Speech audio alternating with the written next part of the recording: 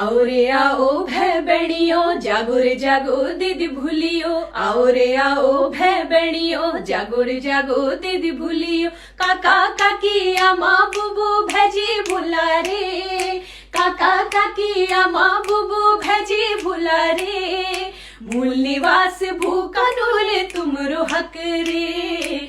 मूल निवास भू कानून हमरो हक रे। पहाड़ बचून छत अघिल बड़ो रे। पहाड़ बचून छत दगड़ हिटो रे। मूल निवास भू कानून तुमरो हक रे।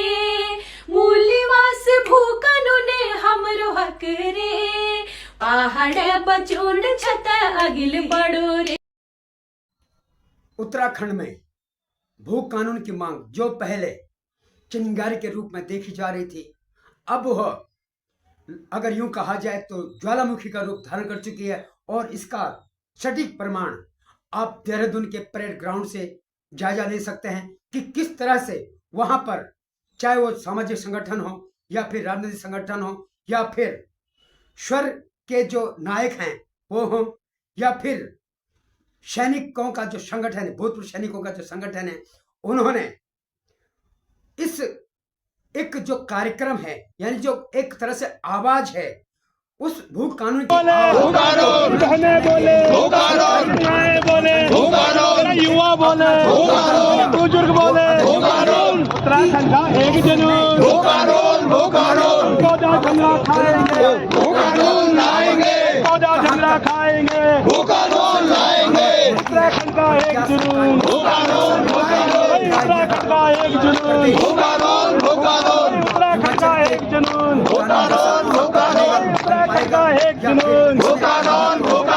जय उत्तराखंड, दिल्ली तक आवाज आएगी। सरकार ने कुछ सख्ती की थी, मगर तेलंगाना सरकार ने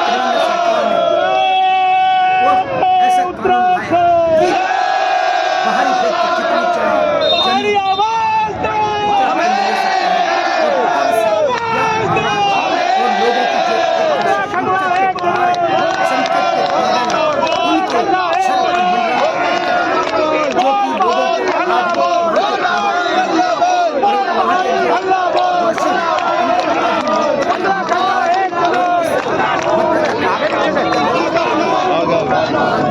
जो लोग मेरा मुलुक देवताओं की भूमि यकेश्वर खुद छंगुर नकोनी रे किले तेरा सारियों माँ बांदर सुंगुरु गोनी हो,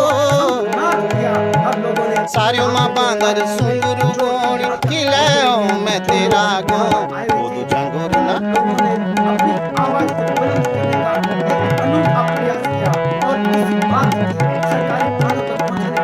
किया कि हकीकत में प्रदेश के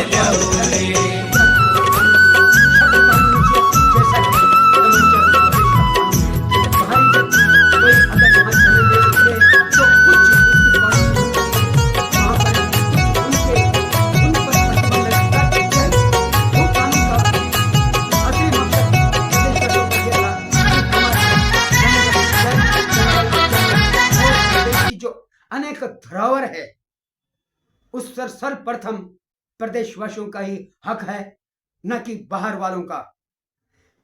आज प्रदेश में कई ऐसे आवाज जब उठती हैं तो इन आवाजों में एक ऐसी आवाज उभर कर भी सामने आती है जो कि चिंता का विषय भी आने वाले दिनों में प्रकट यानी प्रस्तुत करते हैं। आज के इस जो ऐसे देहरादून में जो परेड ग्राउंड में जो ऐसी आवाज उठी, आओ रे आओ भै बहनियो जागो रे जागो दीदी भूलियो। आओ रे आओ भै बहनियो जागो रे जागो दीदी भूलियो। काका काकी अम्मा बुबू भैजी भूला रे। काका काकी अम्मा बुबू भैजी भूला रे। लोगों ने बताया निवास भू कानून तुमरो हक रे।